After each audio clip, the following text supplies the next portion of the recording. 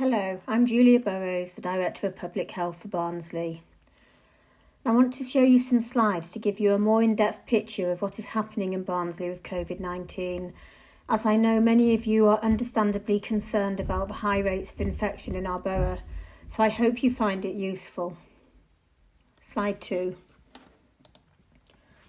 So over the past year, our intelligence reporting has evolved to ensure that we focus on the current context. So it's progressed from reporting only on people hospitalised with COVID-19 to counting and describing new cases in our local communities.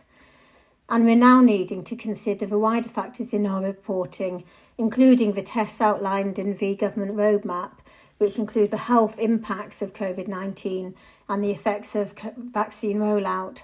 And I'll be providing more information about how we're doing on these tests later in the presentation. Slide 3. But first I want to acknowledge the understandable level of concern about our high case rate and say a little bit more about that.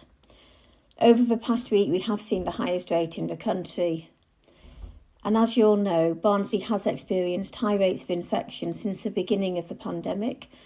So we have always had a high baseline relative to other areas, and I'll say a bit more about that later. So we saw a large rise in new cases in Barnsley following the rollout of asymptomatic testing in schools and other settings. And asymptomatic testing refers to rapid testing for people who don't have any symptoms of COVID disease. We did expect a rise once schools went back, but it was higher in Barnsley than other areas. The rise appears to have peaked, and we are starting to see signs of a fall, but I would say that this is likely to be a fluctuating fall. So I expect there will be a fall over the Easter holidays when there will be less asymptomatic testing happening, but then we might see a rise again once schools go back and more testing resumes. And of course, as lockdown eases, it is likely we'll see further rises along with many other areas. And due to the high baseline in Barnsley, any rise in cases will mean that we are high relative to other areas. Slide 4.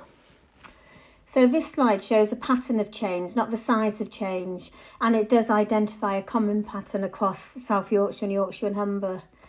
So like Barnsley, many areas have seen a rise in cases since around the beginning of March. And much of this depended on what the position was prior to that date. So areas where the rates were falling a lot have now plateaued, while areas like Barnsley, where that rate was slower or it was already plateauing, have seen more of a rise in case rates. And Barnsley's rise is higher than others. We're not the only place to have seen a similar rise in case rates, but it has meant it's been even more important for us to really understand who are being identified as cases, what's been driving the change, and why are we higher than other areas. We have a good understanding of the main reasons for the high level increases, but of course we continually consider and investigate other possibilities that may also be contributing to our rates. And we do that with colleagues across the region and with Public Health England. And if new information comes to light, we will share it with you. Slide 5. So I want to talk about some of the reasons that we think our rates are high. And firstly, we know that Barnsley currently has one of the highest testing rates in Yorkshire, particularly for asymptomatic testing using lateral flow devices, which is occurring in schools and through work-related testing and other settings. We've also seen a rise in whole households getting tested following one member developing symptoms and testing positive.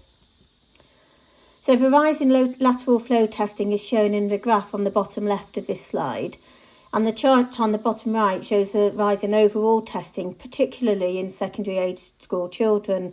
That's the green line that shows a very large increase in testing for 13 to 17-year-olds. So all that means we've been identifying more cases that would otherwise never have been diagnosed without the additional testing. Then in addition to the issue about testing, we know that there are certain factors that mean that residents of Barnsley are more susceptible to infection. For example, less people in Barnsley are able to work from home, and more people may need to rely on extended family to provide childcare and other support in order for them to be able to go out to work, and that all results in more household mixing. And we're also aware of some household mixing that's occurring outside the current restrictions, particularly indoors where it is most risky. And that, of course, will be contributing to our local case rates. The resultant rise in cases that we've seen, though, has been mainly in younger people who, as we know, are at lower risk of severe COVID-19 disease, and some have no symptoms at all. So the overall impact on health has been less despite the rise in the rates. Slide 6. So I want to talk a bit about outbreaks and the geographical spread in Barnsley. We know that case rates continue to vary across the borough, as is the case in most local authorities. Throughout the pandemic, we haven't had a particular hotspot. We have had neighbourhoods with high rates one week and then low rates the next. But more recently, though, and particularly over the past few weeks, we have seen more consistent higher rates in the east and the north of the borough. Again, there is no one particular hotspot that stays high for more than a short time. And we find that neighbourhoods with higher rates often include cases identified through asymptomatic testing in schools or other testing programmes, households where there are frontline workers, and households where all members have been tested. Our work continues to identify and manage outbreaks, and it's good to see an overall improving picture. So we've seen a marked improvement in care homes. We know that the rise in cases associated with schools, which, as I've talked about, is mainly related to asymptomatic testing. We know that schools have done a lot of work to create safe environments for the children, and our data shows that quite a lot of transmission is also happening as a result of social activity outside school. We do have some workplace outbreaks which are being carefully managed, but overall there's a stable picture there and thankfully no escalating situations. Slide 7. So moving on to the impact of COVID rather than just thinking about the positive testing rates. And as I've described, the rise in cases has mainly been in younger people who are at much lower risk. What's really important to understand is about case numbers in the older population, as they are at risk of severe illness and sadly more of dying. So this chart shows an improvement in case numbers in adult over 60. So the dark blue line shows that fall, with the light blue line showing the rate of cases in under 60-year-olds. And we know we are starting to see a decrease in the case rates in the over 50-year-olds, which is also very encouraging. Slide 8. So moving on to the government roadmap tests, where the vaccine programme is so important. And Barnsley is continuing to successfully deliver the COVID vaccine to our local population due to the fantastic work of the NHS with support from the council and other partners. And this chart gives you an idea how Barnsley is doing relative to other areas. But remember, this is such a fast-moving area, so data becomes out of date very quickly. So we know over 116,000 adults have been vaccinated in Barnsley, which is brilliant. And vaccination is a key priority for us. So focusing on the best uptake of the vaccine is really important, and identifying and addressing gaps in that uptake. So it's been brilliant to see the enthusiasm of Barnsley residents for vaccination. I've seen it firsthand, and it is such a highlight to see people so excited and relieved to be getting their vaccine. Slide 9.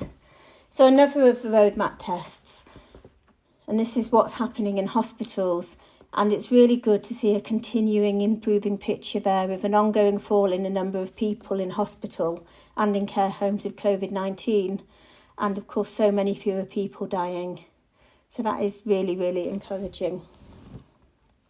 Slide 10. So to conclude, yes, we do have high rates in Barnsley, and we probably will continue to experience a high baseline due to the reasons I've mentioned in this presentation. However, we are doing well on all the roadmap tests shown on the left of the slide. So if we continue to observe the safe behaviours shown on the right-hand side of the slide, we can all look forward to the careful relaxation of the restrictions, reconnecting with family and friends, especially in outdoor spaces where it's so much safer to do so. I know it's something we've worked so hard for. So I hope you find this presentation useful, and thank you for listening.